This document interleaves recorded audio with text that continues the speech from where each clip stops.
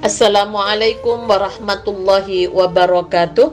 A'udzu billahi minasyaitonir rajim. Bismillahirrahmanirrahim. Alhamdulillahilladzi khalaqa kulla syai'in faqaddarahu taqdira. Wa huwallazi ja'ala al-laila wan-nahara khilfatan liman arada ay yadhakkara aw arada syukura. Asyhadu an la ilaha illallah wahdahu la syarikalah wa asyhadu anna Muhammadan abduhu wa rasuluhu la nabiyya ba'dah. Qala Rasulullah sallallahu alaihi wasallam, min husni islamil mar'i tarkuhu ma la ya'nihi. Rawahu Tirmidzi wa Abu Daud. Di antara tanda-tanda kebaikan Islam seseorang adalah ia meninggalkan apa-apa yang tidak berguna baginya. Pemirsa dan pendengar yang dirahmati oleh Allah, pribadi yang solih akan selalu mencari peluang untuk menambah poin tabungan akhiratnya, mengangkat derajatnya di sisi Allah kapanpun dan dimanapun berada. Ia juga selalu mempertimbangkan setiap rencana yang hendak dikerjakan. Jika ternyata nihil dari manfaat, ia akan menggantinya dengan hal yang bermanfaat. Untuk melakukan kebaikan, memang tak ada istilah musiman. Hanya saja Allah berkehendak mengutamakan waktu-waktu tertentu sehingga mudah bagi manusia untuk beramal saleh. Seperti halnya pada Syahrul Hurum, bulan-bulan yang dihormati yang merupakan ketetapan dari Allah.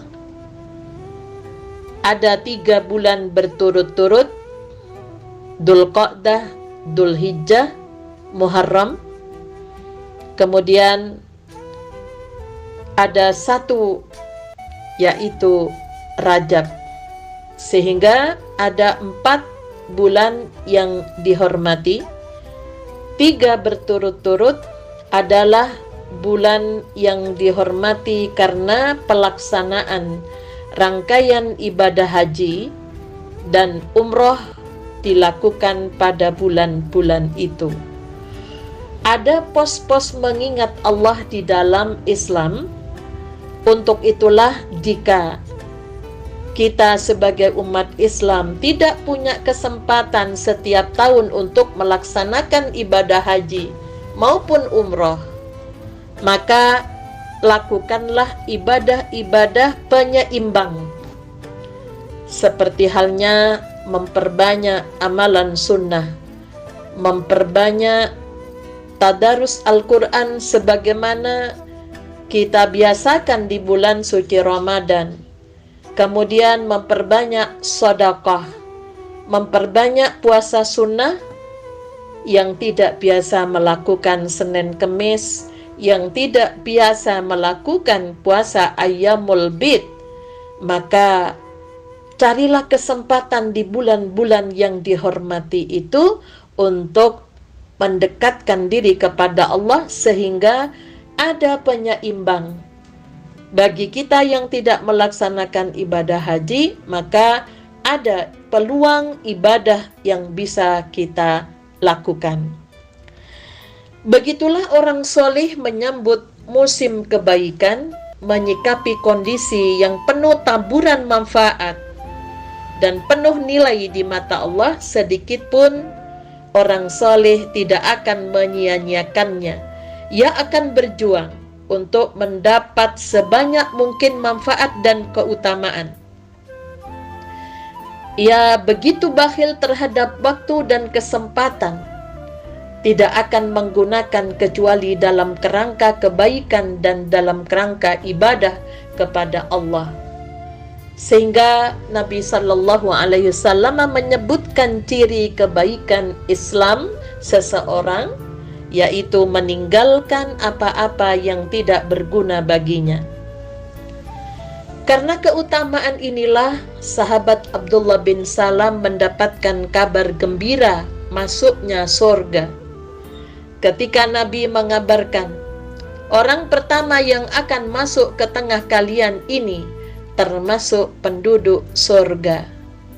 Ternyata yang masuk adalah Abdullah bin Salam.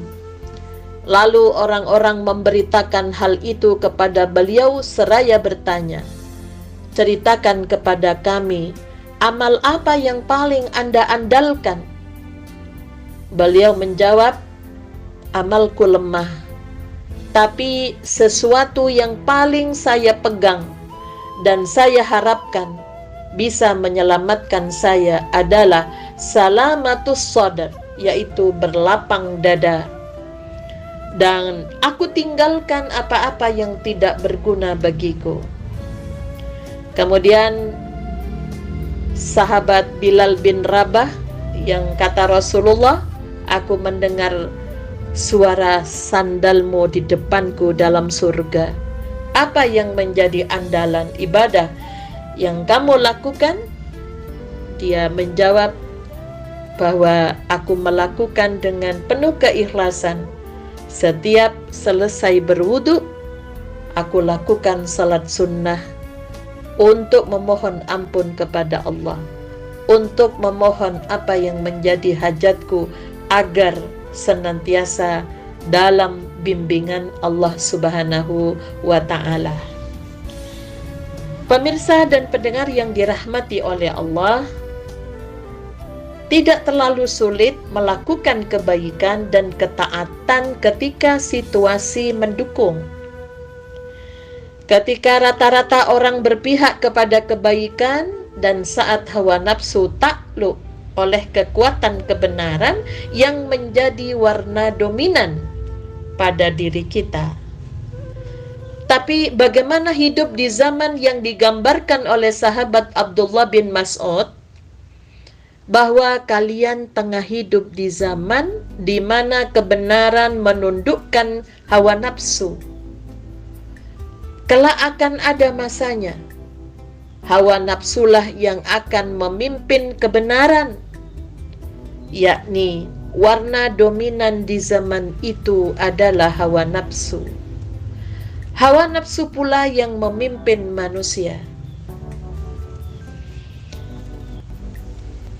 Kemudian, seburuk apapun kondisi zaman, tetap saja kondusif untuk beramal soleh.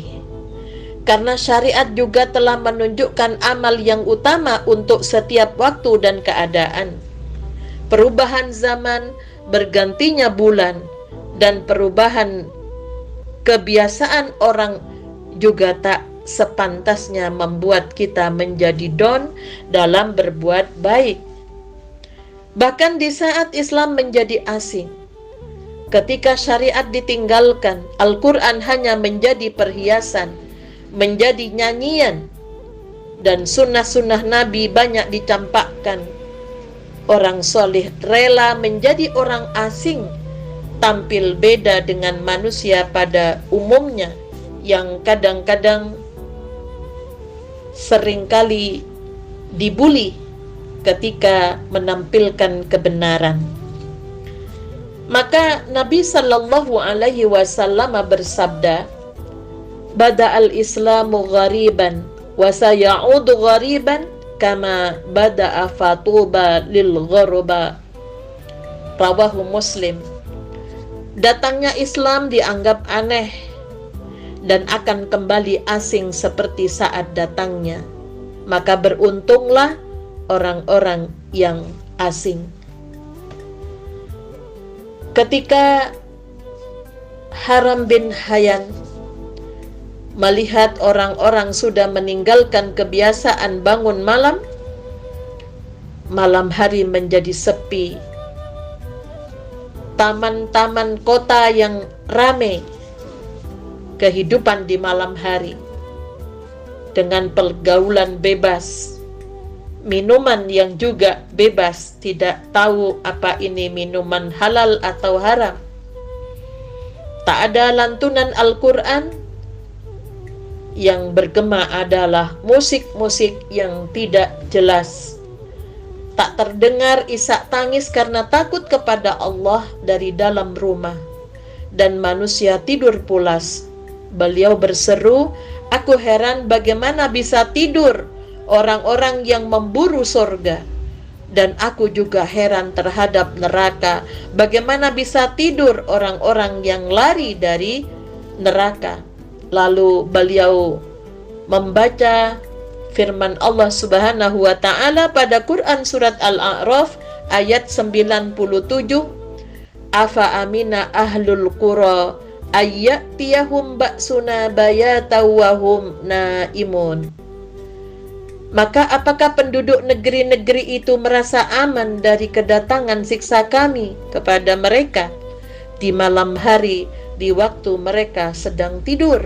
Ya, orang-orang solih bangun sholat di waktu malam saat yang lain tidur pulas, menjaga rasa takutnya kepada Allah saat yang lain hobi berpesta pora, selalu ingat kepada Allah saat yang lain terlena. Hal ini tentunya berbeda dengan pribadi yang belum dibukakan hatinya untuk mencintai kebaikan. Lingkungan yang buruk semakin menambah kronis penyakit di hatinya, semakin menambah semangatnya dalam melakukan dosa.